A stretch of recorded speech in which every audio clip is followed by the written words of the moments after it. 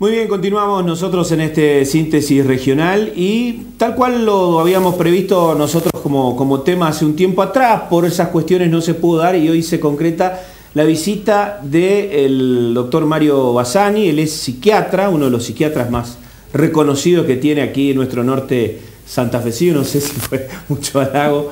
Doctor, ¿cómo le va? ¿Qué tal? ¿Cómo está? Bien, bueno, gracias por venir. Bueno, a ver, el tema que nosotros queríamos era, porque justamente nos encontramos muchas veces para hablar del tema de los trastornos de ansiedad, ¿no? Distintas situaciones que es parte de nuestra vida cotidiana. Así que bueno, dijimos, vamos a ver si hablamos con el doctor para que nos cuente. A ver, ¿qué son los trastornos de ansiedad? Sí, primero definamos lo que es la ansiedad, que es una manifestación normal. Para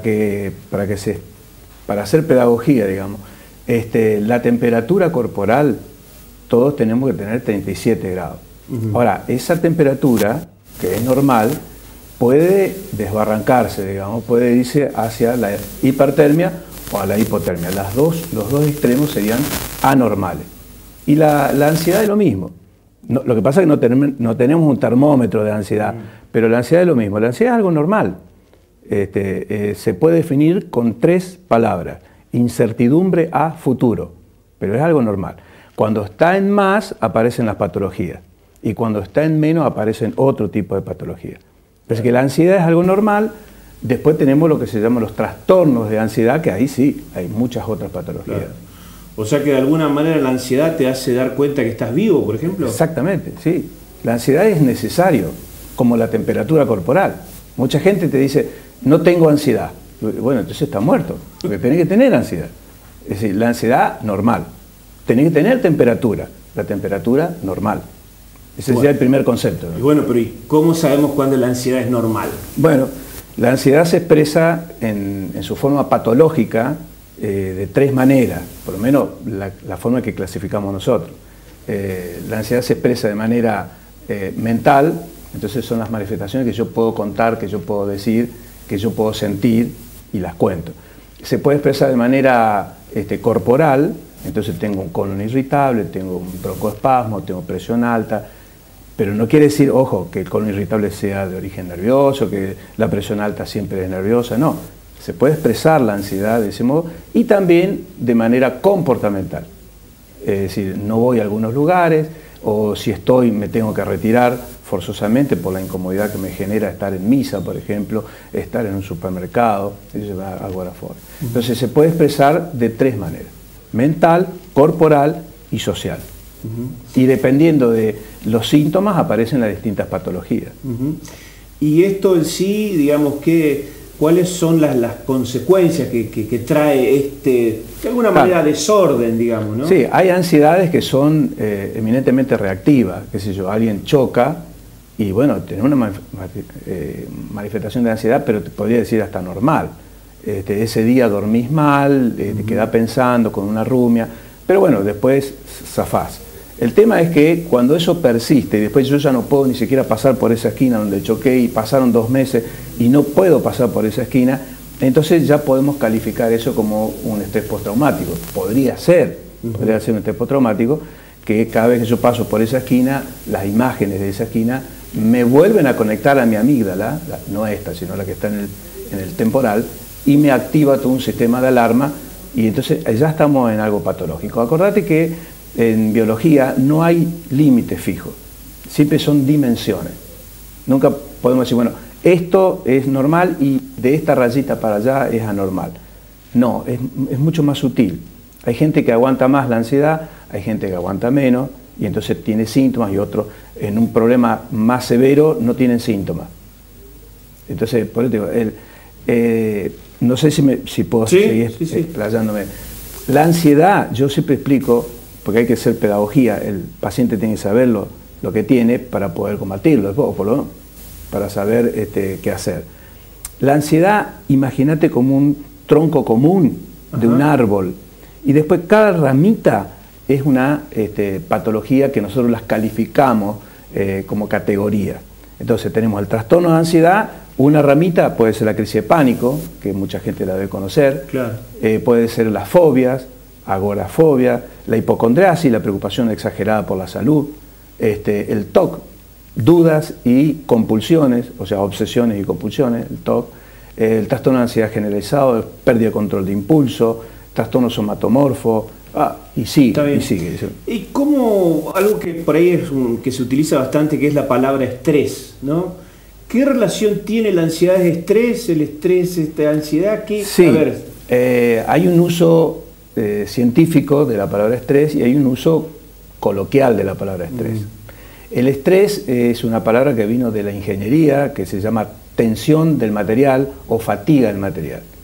Y alguien comenzó a decir de que el cuerpo también, los sistemas, sistema digestivo, sistema respiratorio, sistema circulatorio, se estresan, se tensan y se fatigan y aparecen los síntomas. Entonces, estrés también, como la ansiedad, no es algo patológico necesariamente, pero está dentro de lo que conocemos nosotros como respuesta ansiosa. Claro, viste que generalmente pasa a cada uno tiene su lado débil, digamos, ¿no? Pero muchas veces pasa que ante un momento, como decís vos, a enfrentarte a algo nuevo o algo demás que te genera ansiedad, uno reacciona de distintas maneras, muchas veces comiendo, picando, digamos, o teniendo hambre, ¿no? Que son cosas que me parece que cada uno de los que están viendo se sienten identificados con esas cuestiones. Eso, cada uno hace el síntoma que puede, no el síntoma que la patología te determina. Yo en esta última jornada que hicimos en neurociencia, lo escuché al doctor Bergottini decir que el síntoma que da el órgano más vulnerable es en definitiva el que nosotros vemos, no el órgano que está más afectado. ¿Qué quiero decir con esto? Digamos, si yo tengo un problema digestivo, me falta alguna sustancia para amortiguar el ácido, por ejemplo, que cae del estómago al intestino, genéticamente me falta una sustancia para amortiguar el ácido, voy a estar más predispuesto biológicamente a hacer úlceras pépticas. Ahora, si no tengo estrés, probablemente ese sistema no se fatiga, pero si tengo estrés, o sea, si me postulo para concejal, que se esa cosita así, si tengo estrés, y depende cómo te fue, y depende cómo me va, seguro que yo voy a hacer el síntoma allí donde está el órgano más vulnerable, que es mi duodeno. Voy a hacer una úlcera péptica, por ejemplo. Probablemente no tengo fragilidad a nivel circulatorio, así que no voy a hacer presión alta. Es una forma de manifestarse mi ansiedad. Nos envía un televidente una pregunta, capaz que no tiene mucha relación, pero a ver si se puede orientar. Dice que tiene 66 años y lo que conversa durante el día, luego lo repite a la noche dormida. Sí, tiene un nombre. ¿Cómo que lo repite de noche dormida? Dice, lo repite a la noche dormida. ¿Puede ser alguna consecuencia de eso? Sí, eso puede ser cualquier cosa. Es decir, nosotros los médicos no podemos hacer diagnóstico con un síntoma. Claro.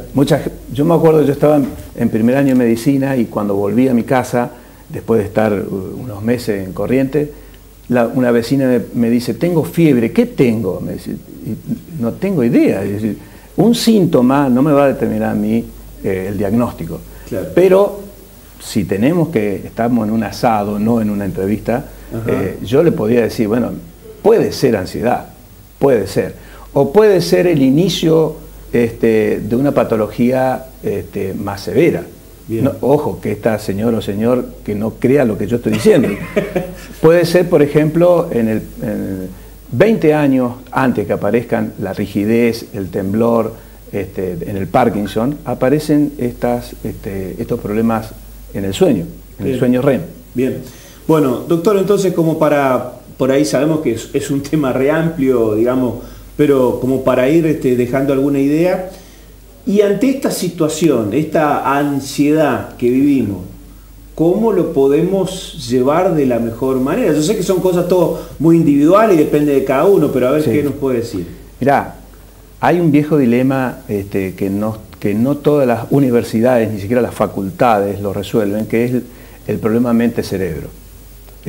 Si yo creo que existe una mente y creo que existe un cerebro y que interaccionan, como al estilo de Descartes, estamos fritos.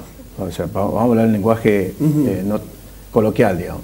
Estamos mal porque no voy a poder resolver. Estoy partiendo de una premisa que no es conducente, digamos. Entonces, la disciplina que describe la patología no le presta a esa patología su epistemología. Traducido, si yo, psiquiatra, describo un paciente con estrés postraumático, que chocó en la esquina y después no puede volver a la esquina, describo desde el punto de vista biológico eso, no quiere decir que sea biológico.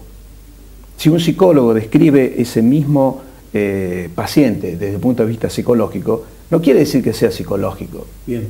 Puede venir un teólogo y describir desde el punto de vista de la fe, que no quiere decir que sea teológico. Eso es fundamental para entender y eso hay que explicarle al paciente. Entonces, ¿qué se hace? Bueno, hay variables. Yo puedo ocupar variables biológicas cuando así lo amerita, entonces ahí tenemos un protocolo de uso de medicación, entonces se usa la medicación. Pero también hay un protocolo de uso para cambiar las variables psicológicas, en donde nada tiene que hacer la medicación. Ahí va la psicoterapia. Imagínate una persona que está en psicoterapia, que hace medicación con el psiquiatra y sigue con úlcera péptica, pero vos cuando te comenzás a indagar vive con la suegra, 2 cuñadas, y cada cuñada tiene 3 hijos, y encima están 4 perros, y vos decís, yo le estoy dando la medicación, está haciendo psicoterapia y sigue con su problema. Claro. Obviamente las variables no son ni biológicas, ni solamente psicológicas, sino también edilicias. Quizás saca un crédito, puede conseguir un mejor trabajo, se va a vivir a otro lugar, y adiós medicación, adiós psicoterapia, se cura. Entonces hay muchas variables. Bueno, hay preguntas, por ejemplo, alguien dice acá, ¿cómo se llama eso que cuando tenés un problema comes mucho? Bueno, de vuelta, es decir, hay gente que cuando está muy ansioso no come, se le va el apetito. Y hay otro, depende de la vulnerabilidad de cada quien. Hay gente que sí, que come más. A ver, y esto interesante, por ejemplo, que explique las causas de la fobia, el miedo, por ejemplo, un miedo a cruzar la calle o a tener miedo, digamos. Bueno, de vuelta a la premisa esta, no puedo explicarlo solamente con la biología. Yo recuerdo que estaba ya en la secundaria cuando se comenzaba a decir, pero no a hacer, que el ser humano es un ser biopsicosocial. Entonces, yo puedo tener las variables manejadas biológicas, las variables psíquicas, pero si no manejo las variables sociales, esta persona va a seguir teniendo síntomas. Entonces, ¿cómo se forman las fobias? Y se forman, recuerden que no había categoría, sino que había dimensiones. Entonces, se forma quizás con algún porcentaje, esta mujer que vive con las 3 cuñadas y 2 hijos, la variable social es muy importante. Entonces, ¿cómo se explica? Y probablemente cubriendo la variable social, esta mujer mejore y ni siquiera usemos medicación. ¿Cómo era entonces, reiterar, no? La social sería la última y las dos primeras. Biopsicosocial. Sería el psiquiatra, el psicólogo y los políticos, la sociedad plena, en todos casos, para hacer un lenguaje coloquial, es mucho más complejo. Para poder terminar de estar bien, digamos. Obvio. Y que yo no puedo estar bien. Te pueden medicar de tal cosa, pero si alguno de esos. Totalmente. No... Si en tu trabajo es un ambiente hostil, podés ir a 2 psiquiatras, podés ir a 3 psicólogos, podés ir a misa todos los días, pero si volvés a tu trabajo que es hostil y volvés a tener síntomas con el órgano más vulnerable. Algunos harán eczemas, otros harán cefalea. O sea que son temas para seguir charlando. No lo puede resolver solamente un psiquiatra solo, no lo puede resolver solamente un psicólogo solo. En este momento se habla de equipos. Bueno, doctor, le agradecemos mucho la presencia, obviamente que hay un montón de otros mensajes, pero en todo caso lo vamos a dejar y, ¿por qué no también alguna próxima visita? ¿Cómo no? Muy amable, muchas gracias. Gracias. El doctor Mario Bassani, entonces, hablando de los trastornos de ansiedad. En este día, nosotros nos vamos a una pausa y volvemos, ya tenemos.